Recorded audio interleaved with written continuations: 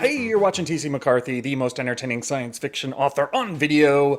Today we're going to talk a little bit about what my characters in my upcoming book, Tyger Burning, published, it's going to be out July of 2019, what those characters are going to face once they leave the safety of Earth and enter into one of the most hostile and threatening environments known to mankind, outer space. The main character, Mong, at one point during his journey from Earth to the Kuiper Belt, encounters a situation that exposes him to the vacuum of space. Now, when I was writing this scene, I had to do a lot of research in terms of what happens physiologically when a human being, basically, your spacesuit gets depressurized, damaged, something happens, and suddenly they're in a vacuum and exposed to the cold temperatures of outer space. That led me to probably one of the most gruesome bits of research I had to do for researching any science fiction book, and I'm gonna give you the results that I found so that you can see exactly what happens when you're in that kind of an environment.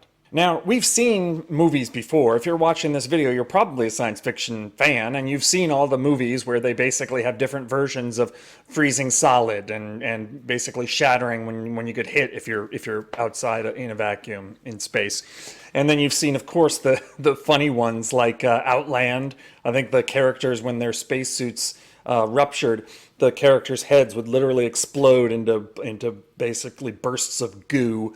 And that was the same thing on, what's that movie? Total Recall with Arnold Schwarzenegger, where the eyes bulged out, et cetera, et cetera, et cetera. None of that is accurate. What actually happens visually, what you see is not nearly as dramatic as what you see in those movies. The first thing that happens when you're exposed to the vacuum of space is that your air in your body wants to get out as quickly as possible. So the first thing you want to do if you find yourself in that situation is not inhale prior to being exposed, but exhale. Get all the air out of the lungs that you can, because as soon as you get into a vacuum, it's coming out anyway. And that'll be that in terms of oxygen available for your bloodstream. The other place it expels is, well, from your intestines, which means basically, I hate to get gross, you poop yourself. So the first thing that happens is air comes out of your lungs and you poop yourself. Not a great start to a catastrophe or an emergency. The other thing, people have been exposed to vacuums before, and one of the things I think that either an astronaut or a pilot, somebody described the sensation of the water on their tongue starting to boil. Now, it's not getting hot or burning or anything like that. Once pressure goes down, you have to look at phase diagrams. Once pressure goes down to almost zero in a near vacuum, the water on your tongue will actually start to bubble and boil, so I imagine it would feel kind of fizzy. The other thing that would happen, well, I told you don't explode like we see in movies, but your tissue will stretch because you will get a little bit of swelling from all that air trying to get out. And so you'll feel a little bit bloated and very, very, very uncomfortable at this point. Now, I believe that all this is happening in a matter of seconds, and the next thing that's going to happen, or what will happen simultaneously, is that blood vessels near the surface are going to burst. In a vacuum, we're on Earth, we're under atmospheric pressure. And so that pressure keeps everything pushed together. In a vacuum, none of that pressure is there, and so blood vessels will burst and pop in the absence of that confining pressure. So you'll get splotchy red marks on your face. Your eardrums may pop, and you'll get blood coming out of your ears. You may get nose bleed from membranes and blood vessels in your nose bursting. So there will be some blood, but not nearly as much as what you see in the movies. You do not freeze. You might feel cold if there's, I'm thinking about this one particular scene in my book, and there's a reason why the character actually starts to feel cold. There is a medium through which he can transfer, but if you're in the outside of a spacecraft or something like that with no air around and nothing to transfer the heat, you're not going to freeze to death.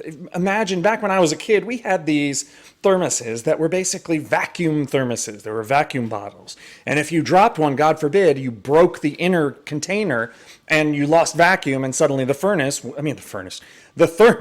wouldn't work anymore. So a vacuum is actually a very good way to prevent heat transfer, and so you don't have any way to get rid of the heat that's in your body, so you don't really freeze. But what you will start to suffer from in a matter of seconds is suffocation and hypoxia. I don't know if that's exactly the right word to describe it, but basically you're going to die of lack of oxygen. And the first signs are going to be, if you've ever seen those tests done in pressure chambers where pilots are exposed to lower and lower pressures and lower volumes of oxygen, they get giddy and happy and start to hallucinate things. And that is what will happen to you. So while all this other stuff is going on, your body is essentially deprived of oxygen, and that's what in the end will likely kill you. Now, it does take a while for you to die. People have recovered from exposure to vacuum for periods, I think, as long as minutes. So even though you're going to pass out in a matter of seconds, maybe 10, 20 seconds, something like that, it doesn't mean you're necessarily going to die as long as someone can get to you quickly and revive you. And in animal studies and in this one human situation, the revival has been complete. They fully recovered from the symptoms and damage done by exposure to near complete vacuum. Now, have people died in space before as a result of exposure to vacuum? Unfortunately, yes. Perhaps the most famous example of this is the Soyuz 11 spacecraft, where 3 Russian cosmonauts went into orbit and stayed there, I think, for 23 days. I believe it was in 1971. I can't remember their names, but I know that one of them was basically a pinup idol. If you can imagine, back in the 70s, it would be like Leif Garrett going into space and coming back, right? Girls in Russia had his photo on the wall. He was very, very famous. So when it came time for the capsule to return to Earth, it was festive. It was a big deal. Everybody was watching and waiting and expectant to see these guys come out triumphant from their capsule and be welcomed back to Mother Russia. In fact, a series of stamps, I believe, was commissioned to commemorate the events. And unfortunately, not everything went according to plan. And the stamps may have been commissioned after the capsule returned to Earth. I'm not sure. But they were definitely, stamps were made, and the recovery incident turned out not to be as festive as everyone had originally hoped. Now, there were news cameras on scene when the recovery teams went to get to the capsule via helicopter, so everything was filmed, everyone was excited, the capsule landed perfectly, the Soyuz system was designed so that everything was triggered automatically, the parachute opening, re-entry, etc., and everything went according to plan.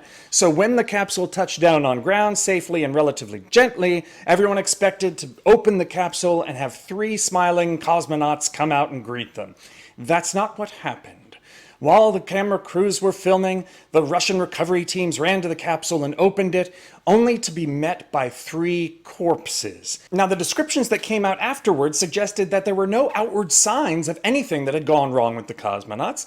Their skin was maybe a little bit blotchy, and one of them was actually still warm to the touch. So their death may have occurred relatively close to the time where the capsule set down. They pulled the one out that was warm.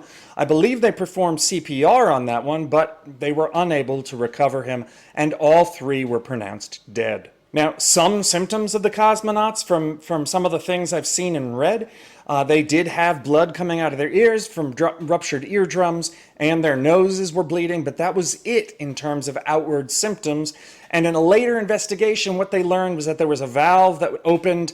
It was supposed to do something while keeping the air and pressure in the capsule itself, and unfortunately it didn't work as it was planned, and instead of keeping pressure in the capsule and maintaining the pressure and keeping the air in, it let it all out into space.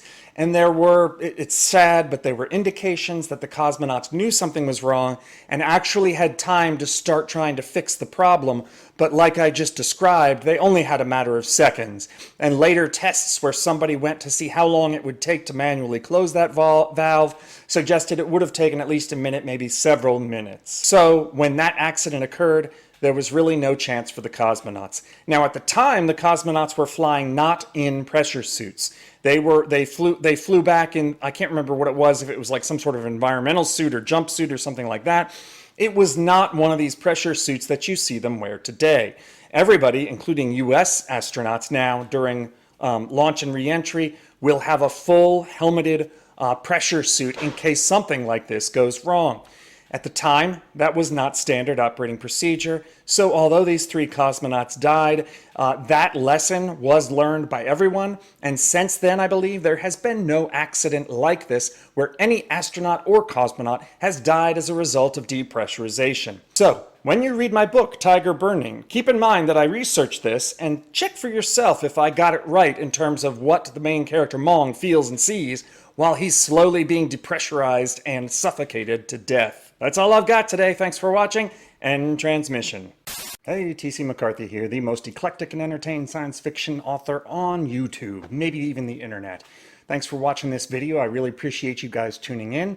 As usual, buy my books. I've got a new one coming out in July, and I'll have a giveaway coming up soon, so stay tuned for that. Appreciate you subscribing to my channel, and please, please, please, please don't forget to click that little bell icon so that whenever I upload new content, you get notified. Thanks again. See you soon.